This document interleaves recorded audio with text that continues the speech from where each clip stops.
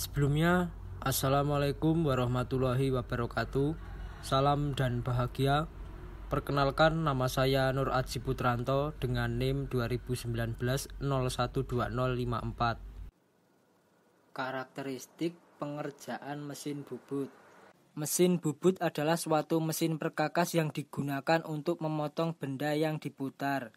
Mesin bubut merupakan suatu proses pemakanan benda kerja yang sayatannya dilakukan dengan cara memutar benda kerja, kemudian dikenakan pada pahat yang digerakkan secara translasi sejajar dengan sumbu putar dari benda kerja.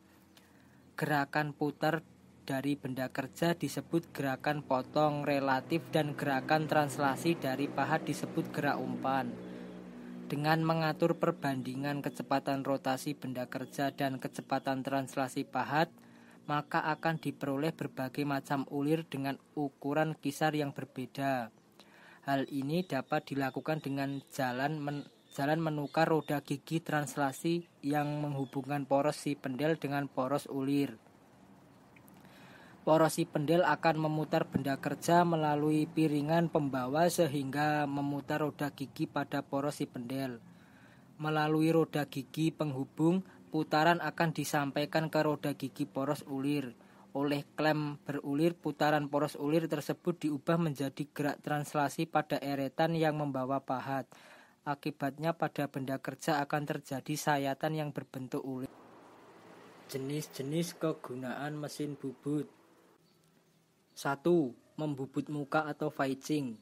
Membubut muka atau facing merupakan jenis pekerjaan pembubutan yang dilakukan pada sisi tepi penampang benda kerja, di mana pahat bergerak melintang menuju sumbu benda kerja. Pergerakan pahat ini akan menghasilkan permukaan penampang benda kerja yang halus dan rata. Pekerjaan facing ini biasanya dilakukan pada awal pengerjaan benda kerja sebagai referensi awal pengukuran panjang pembubutan arah memanjang. Yang kedua, pembubutan lurus. Pembubutan lurus atau rata yaitu jenis pekerjaan pembubutan benda kerja yang dilakukan sepanjang garis sumbunya atau arah memanjang untuk mendapatkan ukuran diameter benda kerja yang dikehendaki. Proses pembubutan ini digunakan untuk membuat poros atau benda-benda silindris. Membuat silindris dapat dilakukan sekali atau dengan permulaan kasar yang kemudian dilanjutkan dengan pemakanan halus atau finishing. Proses pembubutan ini biasanya dilakukan untuk mengurangi ukuran diameter benda kerja. Pahat yang digunakan pada umumnya adalah pahat rata kanan. Yang ketiga, membubut alur. Jenis pekerjaan pembubutan alur adalah proses pembubutan dengan tujuan untuk membuat celah dengan lebar dan kedalaman tertentu pada benda kerja. Proses membubut alur menggunakan pahat bubut yang khusus untuk digunakan untuk membuat alur karena memiliki ukuran sudut dan geometri khusus. Pembubutan alur pada umumnya bertujuan untuk membuat sisi pembebas untuk proses membuat ulir dengan menggunakan mesin bubut atau dapat juga untuk pembuatan tempat pemasangan senap ring. Pembubutan alur dapat dilakukan pada diameter benda kerja bagian luar maupun bagian dalam sesuai dengan kebutuhan. Yang keempat, memotong benda kerja. Jenis pekerjaan pembubutan yang berupa memotong benda kerja pada mesin bubut menggunakan pahat pengalur dengan sisi penyayat yang dibuat ramping dengan kemiringan sudut tertentu. Gerakan pahat pada langkah pemotongan benda kerja ini mirip dengan gerakan pahat pembubutan facing, yaitu sisi sayat pahat bergerak menuju sumbu benda kerja. Tujuan dari sisi sayat dibentuk miring adalah untuk mempermudah jalannya pahat pada arah melintang benda kerja. Sedangkan tujuan pahat dibuat ramping adalah agar pahat dapat masuk pada celah yang dihasilkan dan tidak menyebabkan pahat potong terjepit. Yang kelima, mengebur atau drilling. Pembubutan drilling yaitu jenis pekerjaan pembubutan dengan menggunakan alat potong yang berupa mata bur atau drill untuk pembuatan lubang pada benda kerja. Pekerjaan ini biasanya dilakukan sebagai langkah awal pada saat akan melakukan pekerjaan boring atau membuat diameter dalam. Mata bur dipasang pada dudukan yang tersedia pada senter kepala lepas. Selanjutnya digerakkan maju Langkah pemakanan ke dalam lubang menggunakan roda pemutar eretan yang ada pada senter kepala lepas. Yang keenam, mengkartel knurling. Knurling merupakan proses pembubutan luar atau pembubutan silindris yang bertujuan untuk membuat profil pada permukaan benda kerja. Tujuan melakukan kartel atau knurling adalah membuat rigi-rigi pada benda kerja yang berfungsi sebagai pegangan agar benda kerja tidak licin. Jenis pekerjaan pembubutan pengkartelan dilakukan dengan menggunakan alat potong jenis khusus yang berupa sepasang roda kartel yang berukuran standar. Roda kartel tersebut dipasang pada tool pouch dan kedudukannya diatur setinggi senter benda kerja. Benda kerja dicekam pada senter kepala tetap dan sebaliknya juga didukung menggunakan senter kepala lepas. Yang ketujuh, membubut profil. Jenis pekerjaan pembubutan profil adalah proses pembubutan yang dilakukan untuk menghasilkan berbagai macam bentuk profil produk. Proses pembubutan dapat dilakukan secara manual, menggerakkan eretan secara bersamaan atau simultan. Cara ini memerlukan tingkat keterampilan operator yang lebih tinggi dan dengan resiko yang lebih tinggi juga. Selain itu dapat juga menggunakan pahat khusus profil, yaitu pahat yang sudah dibentuk sesuai dengan bentuk profil benda kerja yang diinginkan. Jenis pekerjaan pembubutan profil dengan menggunakan mesin bubut manual akan sulit mendapatkan ukuran yang tepat dan seragam, sehingga lebih disarankan pembuatan bentuk profil lebih baik menggunakan mesin bubut CNC.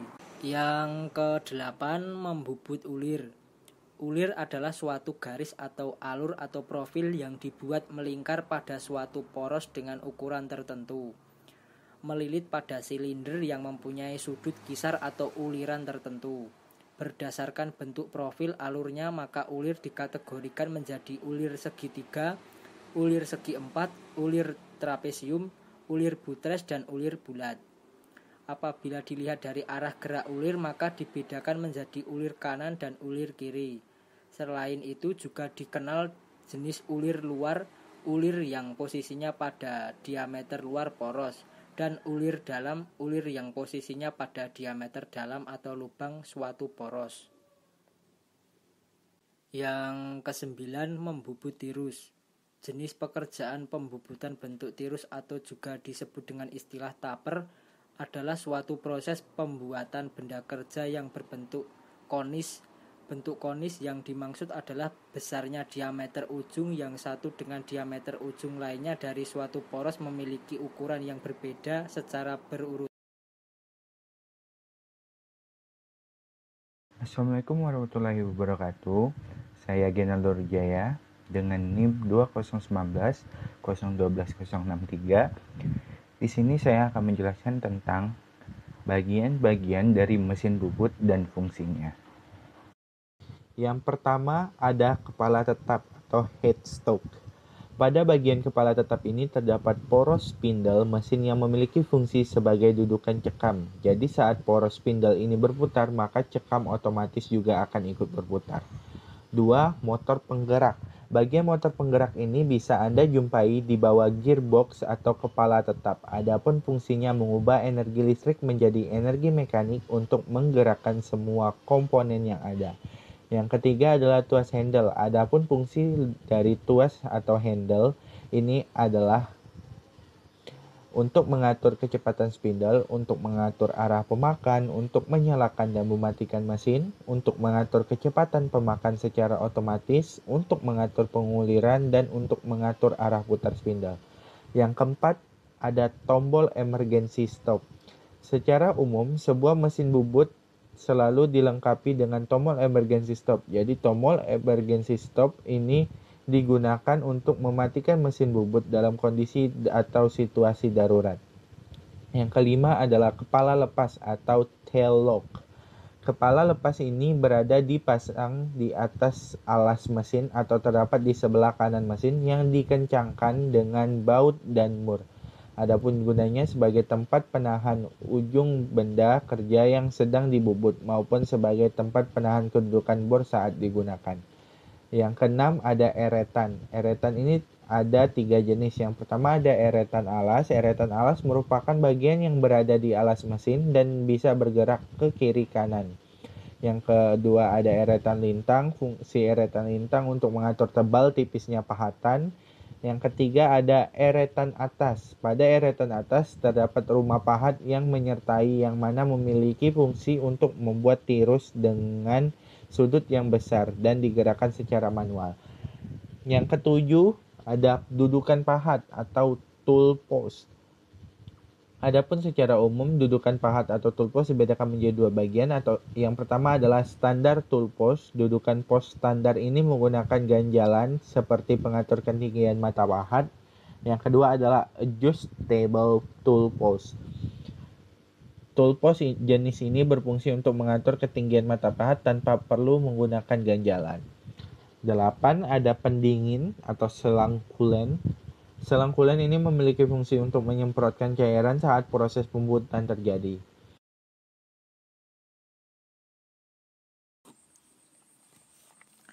Selanjutnya saya akan menjelaskan tentang dial. Dial indikator adalah alat untuk mengukur kerataan kesejajaran pada permukaan benda dengan skala pengukuran yang sangat kecil. Fungsi alat ini adalah untuk memeriksa kesejajaran permukaan, menyetel kesentrisan, memeriksa penyimpangan eksentris, memeriksa kebulatan diameter poros. Kelebihan alat ini menggunakan dial indikator mudah menentukan penyimpangan benda yang dipasang, lebih presisi saat setting pada jok rampak. Kekurangannya lebih memakan waktu setting kerja. Bagian dial indikator ada jarum panjang sebagai penunjuk angka pada skala jarum. Jarum pendek berfungsi untuk menunjuk jumlah putaran yang dilakukan. Jarum panjang. Stem merupakan dial indikator, berfungsi sebagai rumah dial indikator. Berikutnya spindle dan bidang sentuh berfungsi sebagai input menuju dial indikator dan bagian yang bersentuhan dengan benda.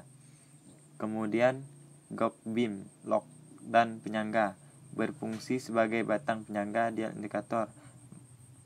Dan berikutnya magnetic stand sebagai dudukan dari dial yang akan berubah menjadi magnet ketika diputar ke on, sehingga dial indikator tidak berubah posisi saat melakukan pengukuran.